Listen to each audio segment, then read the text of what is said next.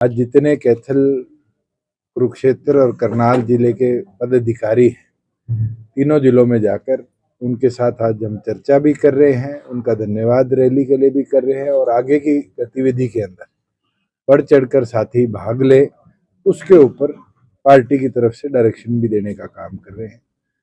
उसके साथ साथ जो प्रदेश की परिस्थितियां हैं, उन परिस्थितियों के बारे में भी आम जनता के बीच में जाकर चर्चा, पार्टी कार्यकर्ताओं के घरों पर झंडा अभियान, इन सब को अब अगले 1 महीने में कार्यकर्ता सारे मिलकर लेकर आगे बढ़े।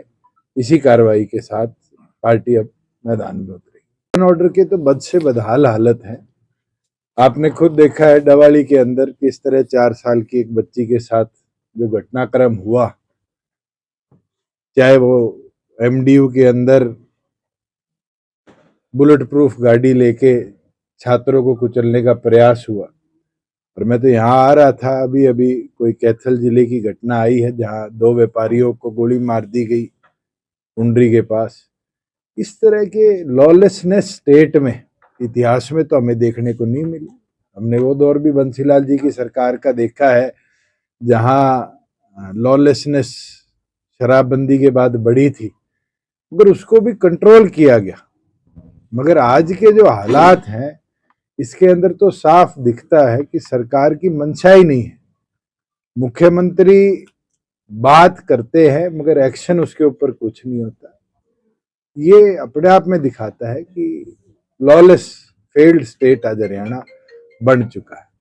खिलाड़ी की जान ले ली जाती है, व्यापारी को फिरौती आ जाती है, व्यापारी की जान ले ली जाती है और उसके बाद भी डीजीपी और मुख्यमंत्री कार्रवाई के तौर पर सिर्फ प्रेस कॉन्फ्रेंस करते हैं। ये लॉलेसनेस ही है। इससे बुरे हालात तो शायद प्रदेश ने कभी अपने देखे ही नहीं। मामला अलग है, लॉलेसनेस और उसके अंदर बहुत अंतर है। हमारे लोकसभा कैंडिडेट के ऊपर गोली चलती है और गोली चलने के बाद पुलिस 11 लोगों को गिरफ्तार करती है, जिनमें 5 का इनकाउंटर किया जाता है और फिर ये कह दिया जाता है कि थ्रेट परसेप्शन नहीं है। ये तो दिखाती है सरकार की मंशा। पहले तो श्वेत पत्र लेकर आए मुख्यमंत्री, प्रदेश को बताए मनरेगा के लिए क्यों चिट्ठी निकाली गई, क्योंकि अभी तक तो केंद्र सरकार ने मनरेगा को समाप्त किया नहीं है और हरियाणा में चिट्ठी निकल जाती है ये कहते हुए कि भी आगे परमिशन के बाद काम शुरू होंगे। ये तो दिखाता है गरीब आदमी के रोजगार के अवसर छीन रहे हैं। मैंने तो स्वयं कहा है कि जब हमने 1,20,000 से 1,80,000 पर बीपीएल की श्रेणी की लिमिट बढ़ाई थी, तो बीपीएल तो बढ़ेंगे कार्ड होल्डर, पर इनने 6.25 लाख कार्ड होल्डर कम करे हैं।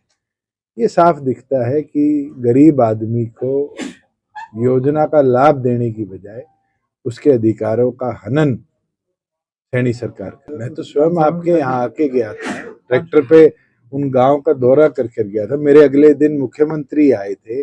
आज 3 महीने के लगभग हो चुका और ये अब गाज किस पे गिर रहे हैं? पटवारियों पे, ये कहते हुए सर्वे ठीक नहीं हुआ। ये तो साफ दिखता है कि सरकार ने जानबूझ के सर्वे करवाया ही ठीक नहीं। आज तो डिजिटलाइजेशन का जमाना है, हर रोज हर सेक के पास फोटो आती है, फोटो उठा लो आप और फोटो के माध्यम से डिजिटल जब सारा रिकॉर्ड है रेवेन्यू का, तो गिरदावरी करवाने की जरूरत ही नहीं।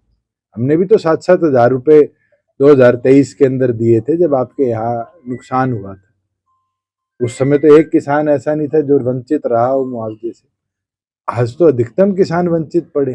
मारकंडा की खुदाई और डीसिल्टिंग नहीं होगी और जो बांध हैं उनको पूरी तरह स्ट्रेंथन नहीं किया जाएगा। वहां पर जो पत्थर के साथ पैचवर्क होता है, पिचिंग होती है स्टोन की, वो नहीं करी जाएगी। ये घटना आने वाले भविष्य में भी और ये कहीं ना कहीं इरिगेशन डिपार्टमेंट का एक फेलियर रहा है कि स्टोन पिचिंग और डीसिल्टिंग के ऊपर टाइमली एक्शन ना लेना इस तरह के गतिविधि को बढ़ाते हैं। तो सत्ता पक्ष को 1 साल का फ्री पास दे रही है।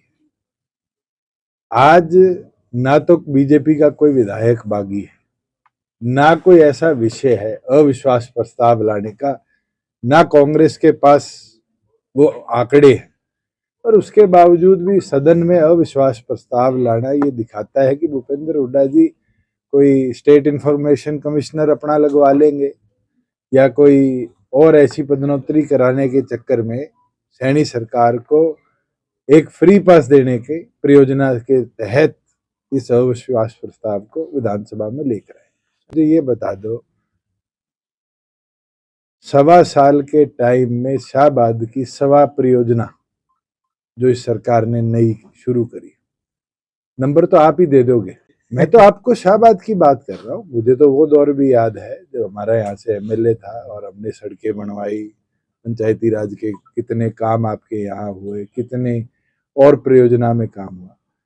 मुख्यमंत्री तो आपके जिले का ही है, लाडवा विधानसभा से विधायक है।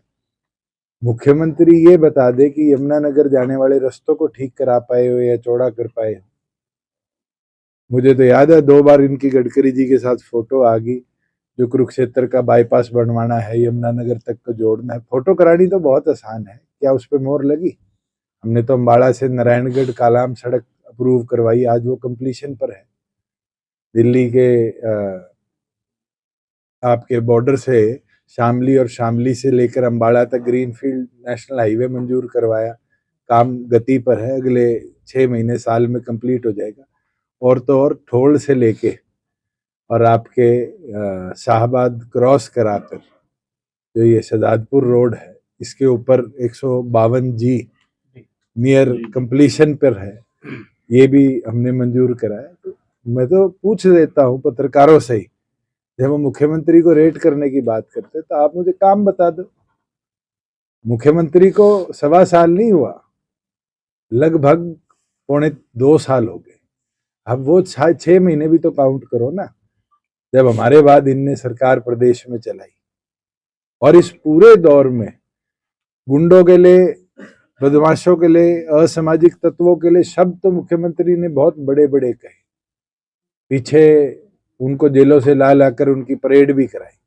मगर क्या प्रदेश की कानून व्यवस्था सुधरी? क्या ऐसे जो लोग हैं असामाजिक, उनके ऊपर एक्शन लिया गया? मुझे तो नहीं लगता।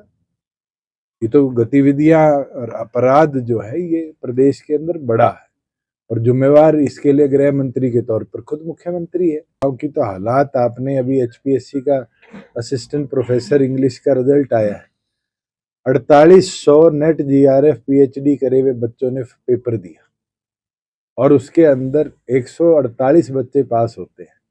आप सोच लो, फिर तो बच्चे डोंकी रूट से विदेश ही भागेंगे और उनके पास क्या अवसर रहेगा।